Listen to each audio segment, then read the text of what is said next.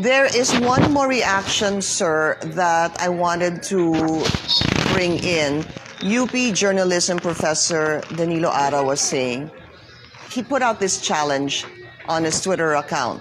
UP faculty and alumni who are Duterte's top-level officials should denounce Lorenzana's letter terminating the 1989 accord. This disregards everything UP stands for. Should they remain silent? A six-word question. Where is your honor and excellence? So let me ask you, sir, are you denouncing this letter by Secretary Lorenzana as a UP student and as a former UP professor? Are you denouncing it? I'm asking the DND secretary and the president of UP to sit down, and I've offered my good offices to facilitate this meeting. But the word is denouncer. Dinedenounce niyo ho ba ito? We're not speaking as a presidential spokesperson. I'm also a presidential spokesperson. Well, there's really no such thing, when you are a presidential spokesperson. All I'm saying is, let's talk about this. I support the steps of the UP president, and let's see why a 30-year-old accord should not be continued when it has worked apparently perfectly well in the past 30 years. So that doesn't make you silent on the issue because you're actually taking a stand. And I'm not duty-bound to follow anything that Professor Arao says. But Pinky, I have to highlight the fact that I think the question on Arao was unfair. In the first place, why am I duty-bound to follow anything that Professor Arao says? Mm-hmm. You made it appear as if it's compulsory for me to follow him. I spent more time in UP than him. Okay. And I think, as I said, I even have I'm even a more senior academic than him.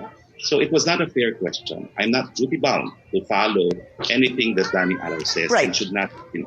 Don't I'm the same thoughts, no? Spokes, don't get me wrong. I wasn't saying you're duty-bound. No, you were wrong. You were implying as if I had to follow what Danny Arao says. Well, what is the basis for that? It was a tweet, sir. It was a tweet, Spokes, and then it just said but you said I had to follow him, and if I did not do as he did, then I have no honor or excellence. Is that a fair question? No, I didn't say that, Secretary Roque. That's what he said, though.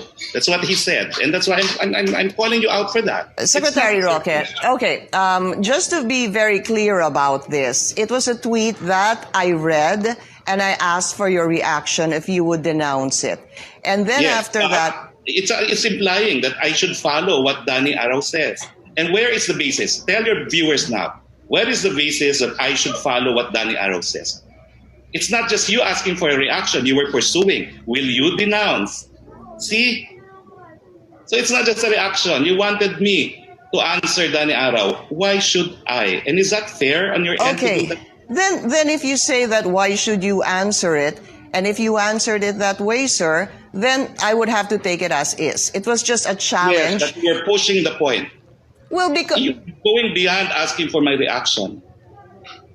Sir, okay, it's a challenge. Will you denounce it? You said it on record. The TV recorded it. Yes, that's right. You have to be fair, no? I am trying to be fair, Secretary Roque. I was not... No, you were not. You were not. It's as if I don't agree with Arao, that I have no sense of excellence or honor. Absolutely not. I never meant that. Please don't think that, Secretary Roque. I would have never meant that. I can take offense that I have to follow anyone else's advice, no? It's not right.